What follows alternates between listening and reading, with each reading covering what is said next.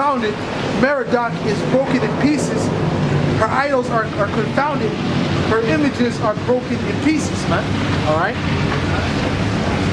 For out of the north there shall come up a nation against her, which shall make her land desolate, and none shall dwell therein.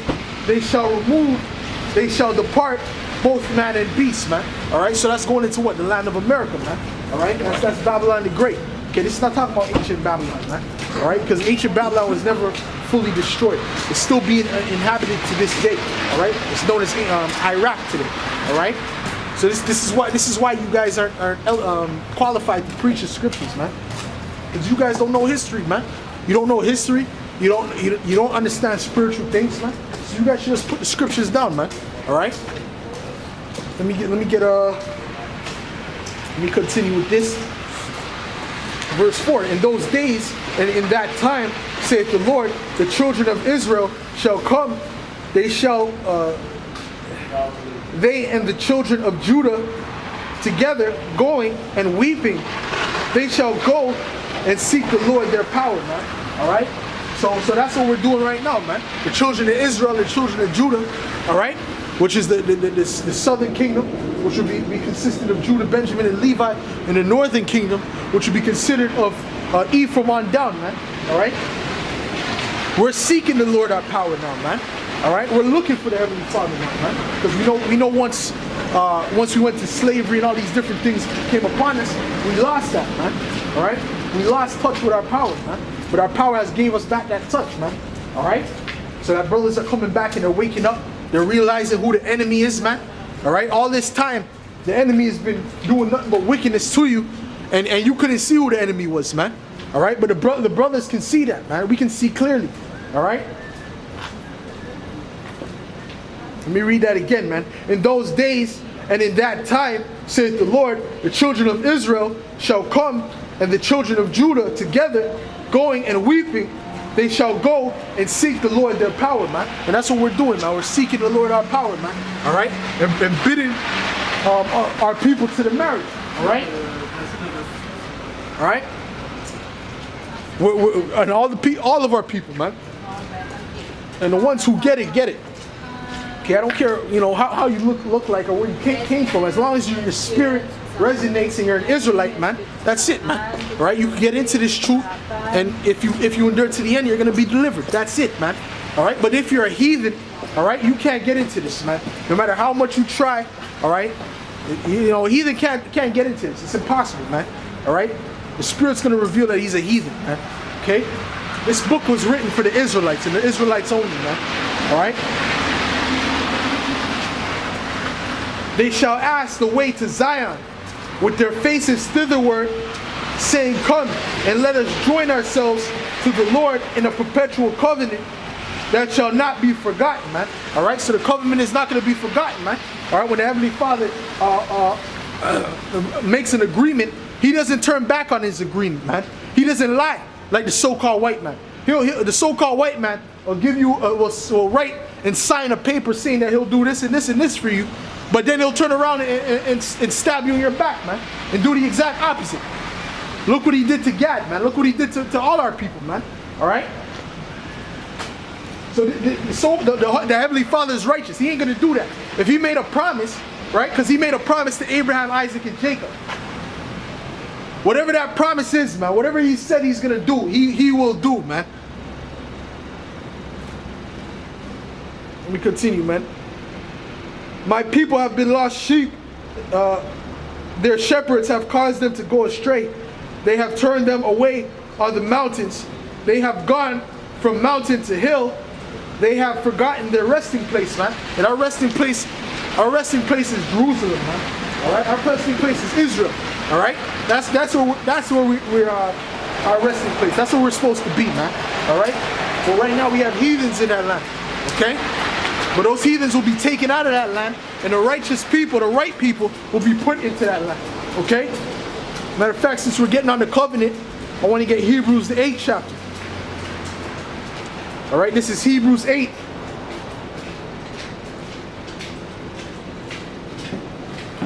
Verse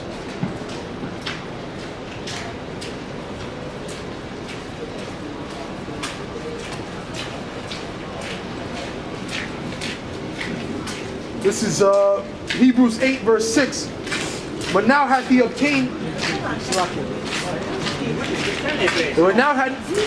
hath he obtained a more excellent ministry, by how much also he is the mediator of a better covenant, which was established upon better promises, man. All right? So the covenant that the Heavenly Father made to us, man, it was a covenant.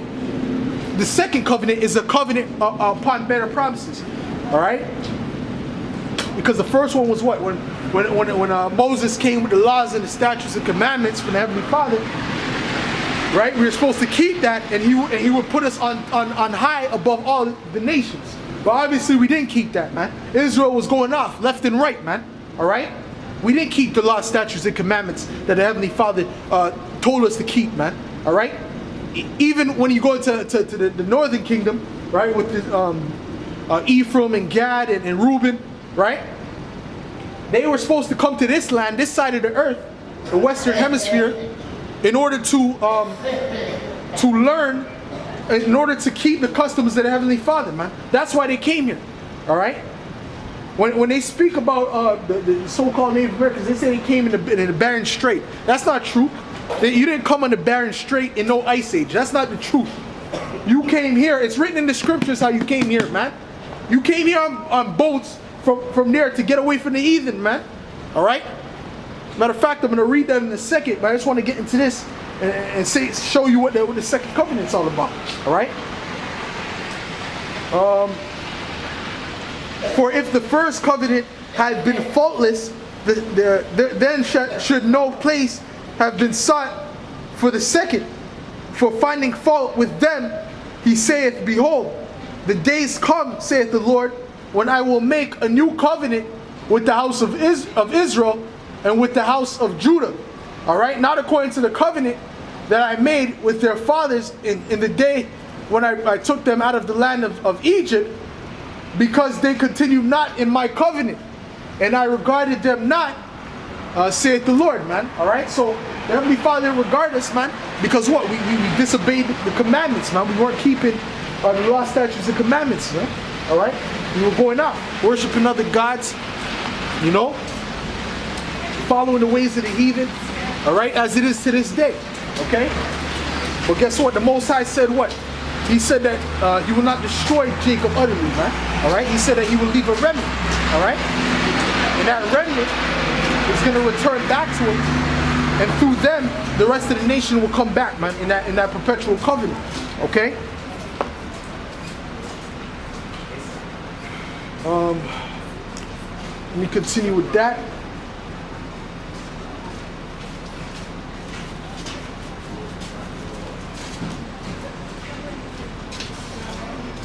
I'll do verse 9 again. Not according to the covenant that I made with their fathers in the day when I took them by the hand to lead them out of the land of Egypt, because they continued not in my commandment, in my covenant, and I regarded them not, saith the Lord. For this is the covenant that I will make with the house of Israel after those days, saith the Lord. I will put my laws into their mind and write them in their hearts, and I will be to them a God, and they shall be to me a people, man. All right? So the Heavenly Father is going to write it within our minds, our hearts, right? The law, statutes, and commandments. So we're never going to do wickedness. We're never going to go off again. All right? That's the promise that he made to our forefathers, man. All right? And through that, we'll never die. Because what? The wages of sin is death. So if we don't sin, we're not going to die. It's as simple as that, man. All right?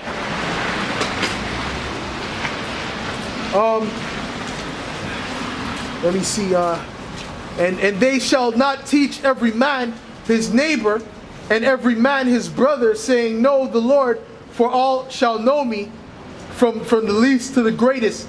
For I will be merciful to their unrighteousness, and their sins and their iniquities will I remember no more, man. So the Heavenly Father is going to be merciful to the unrighteousness of the Israelites, man. All right? Because even though we didn't keep the commandments, man, we didn't do the things we were supposed to do, man. All right? But the Most High is still going to be merciful, man. All right? He's not going to utterly destroy us, man. Most of our people are going to die, but the remnant is going to still be here, man. The remnant is going to be delivered, all right?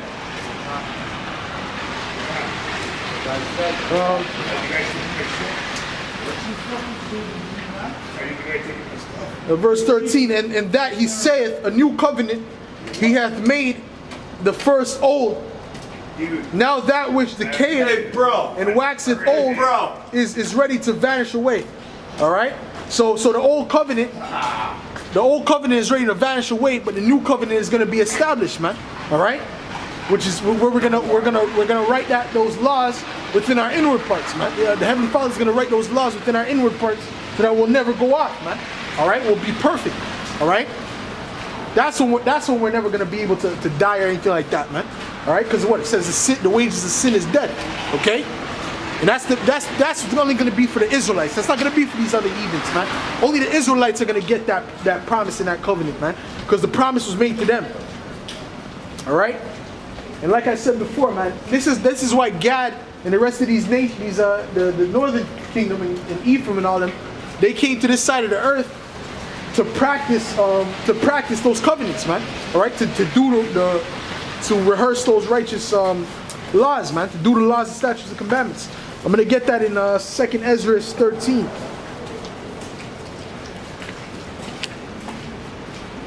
Is it 2nd Ezra 13? I believe it's 2nd Ezra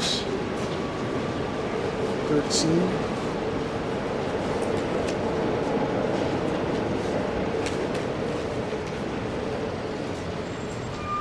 Okay, this is 2nd Ezra 13 and 40. All right, those are the 10 tribes which were carried away prisoners out of their own land in the time of Hosea, the king, whom Salmanasar, the king of Assyria, led away captive, and he carried them over the waters, and so came into another land